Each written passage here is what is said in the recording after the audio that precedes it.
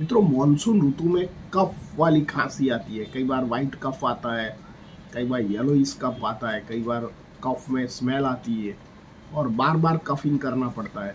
इसके जरिए छाती में वीकनेस आ जाती है। तो होम्योपैथिक में 3 मास्टर ड्रग्स है, जिसमें एंटीम्यूडम, पल्सेटिला एंड फॉस्फोरस का आपको उपयोग करना चाहिए।